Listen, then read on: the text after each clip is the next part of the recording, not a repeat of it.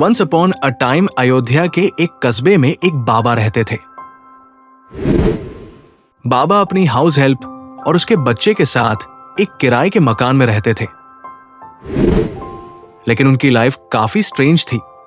वो हमेशा कर्टन के पीछे रहते थे और किसी ने भी उनका चेहरा नहीं देखा था। 16 सितंबर 1985 को उस रेंटेड कमरे में उनकी मौत हो जाती है और मरने के बाद उनके 13 फॉलोअर्स उनका क्रिमेशन कर देते हैं।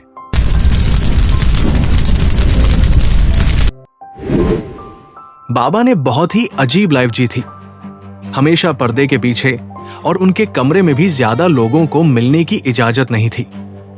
लेकिन हिंदू धर्म में इस प्रकार की प्रथा बहुत ज्यादा स्ट्रेंज नहीं है। बहुत सारे साधु जिन्होंने वर्ल्डली अफेयर्स डिनाउंस कर दिया है, वो मंदिरों में, हिमालय में, नदी के किनारे, पर्दे के पीछे रहते हैं। इसलिए बाबा की मृत्यु के बाद उनके सारे अनुयायियों में एक क्यूरियोसिटी हुई कि आखिर पर्दे के पीछे की दुनिया क्या है।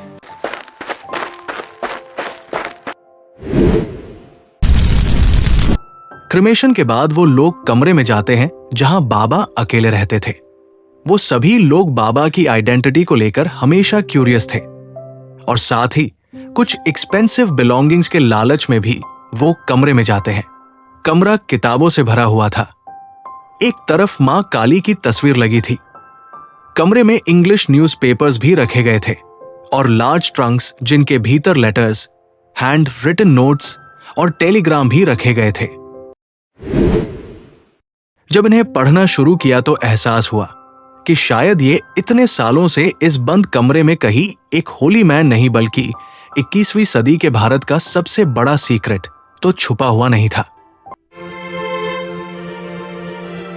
ये सारा का सारा एक ही इंसान की तरफ इशारा कर रहा था। लेकिन प्रॉब्लम यह है कि ये कैसे हो सकता है? एक इंसान जिसे लिबरेटर ऑफ इंडिया कहा जाता है, जिनकी मिस्टीरियस डेथ एक प्लेन क्रैश में हो गई है, जो भारत में 1941 के बाद से नहीं है, और डाउट यह है कि उनको रूस में मार दिया गया।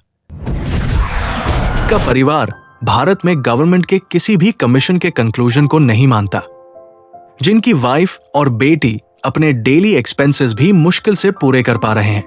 वो इंसान ना तो प्लेन क्रैश में मारे गए, ना ही रूस में और ना ही कहीं मिसिंग है। वो भारत में एक छोटे से टाउन फैजाबाद में एक किराए के मकान में 40 साल से बिहाइंड द कर्टन रह रहे थे, एक ऐसी हाउस हेल्प के भरोसे जो पढ़ना लिखना भी नहीं जानती थी। सरस्वती देवी और उनके बेटे और बाबा 1951 में ही नेपाल के रास्ते भारत आ गए थे। भारत आने के बाद वो उत्तर प्रदेश में कई शहर, टाउन, कभी कभी मंदिर या नदी के किनारे भी रहते थे, जैसे कि कई साधु भारत में रहते हैं। लेकिन जिन भी हालातों में ये तीनों भारत आने के बाद रहे, वो क्लियर करता है कि उनके पास बहुत पैसे नहीं थे और काफी गरीबी में स्टार्टिंग के साल कटे। यहां तक कि अगर सरस्वती देवी की माने तो एक बार उनके पास खाने के लिए कुछ नहीं था तो तीनों ने पत्तों को बॉईल करके खाया। तो एक तरह से जो बाबा वहां कमरे में रह रहा था वो दो टाइप की जिंदगी जी रहा था। पहली ये कि वो अपने एक्सपेंसेस भी मीट नहीं कर पा रहे थे, लेकिन दूसरी ही तरफ उन वर्ल्ड सुपर पावर्स के साथ कनेक्टेड थे। एक तरफ वो पर्दे के पीछे रह रहे थे, अपना चेहरा भी किसी को नहीं दिखा रहे थे, लेकिन दूसरी ही तरफ वो बंगाल लिबरेशन में इन्वॉल्व थे। एक तरफ उनके पास दवाइयों के लिए भी पैसे नहीं थे, लेकिन दूसरी तरफ वो बंगाल के ओल्ड रेवोल्यूशनरी नेटवर्क साथ कनेक्टेड थे। उन लेटर्स को पढ़ने के बाद लगता है कि बाबा एक पढ़े लिखे इंसान थे, बांग्ला और अंग्रेजी लिटरेचर को पढ़ता था और स्पेशली पॉलिटिक्स, वेयरफेयर, जियोपॉलिटिक्स पे जो नॉलेज उन्हें था वो बस इस कमरे में रहकर नहीं हो सकता था। दो सबसे महत्वपूर्ण लोग जिनके साथ ये बाबा कांटेक्ट में था, पहली है लीला रॉय।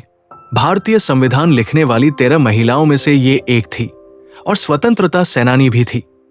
साथ ही जब सुभाष बोस को कांग्रेस से निकल दिया था और उन्होंने फॉरवर्ड ब्लॉक बनाया था, तब इन्होंने भी कांग्रेस छोड़कर फॉरवर्ड ब्लॉक ज्वाइन कर लिया था। इतने बड़े स्वतंत्रता सेनानी बाबा के साथ संपर्क में थी और बाबा के हर जरूरत को पूरा करती थी पैसे की, दवाओं की, खाने पीने की चीजें।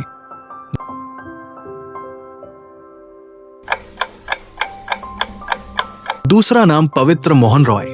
ये नाम शायद बहुत सारे लोगों ने सुना भी नहीं होगा। शायद भारत में 1000 से ज्यादा लोगों को उनका नाम भी पता नहीं होगा। उस देश में जहां 1 बिलियन से ज्यादा लोग रहते हैं और जिनके लिए इनको फांसी तक की सजा होने वाली थी।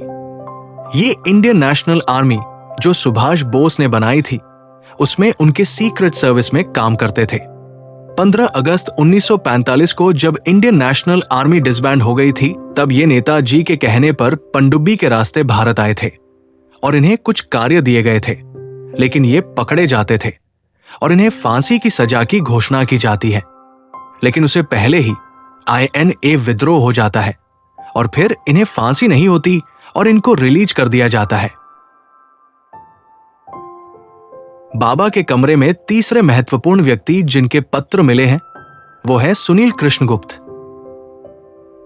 ये खुद तो एक फ्रीडम फाइटर नहीं थे, लेकिन इनके भाई दिनेश वही इंसान थे जिनके बिनोय बादल दिनेश नाम का जो ट्रियो थे, जिनसे दिनेश को फांसी की सजा हुई थी, उनके अपने भाई थे और वो सुभाष बोस से कनेक्टेड थे। बोस के जीवन से रिलेटेड 3 लोगों का इतना इंटीमेट लेवल पे इस बाबा के साथ कनेक्शन थे, अपने आप में इस बाबा को एक मिस्ट्री बनाता है। ये मिस्टीरियस आइडेंटिटी कौन थी, इसका तो आज तक पता नहीं चल पाया है, लेकिन इतना तो पता चला है कि कुछ तो था और यहां से 2 ही कंक्लूजन मिलते हैं। पहला ये कि या तो वो एक डमी था और दूसरे कि वो वाकई में वही थे। जब तक ये पता नहीं चल जाता कि आखिर जो वो कौन है, तब तक ये जवाब ही नहीं मिल सकता कि जो है वो वहां क्यों था।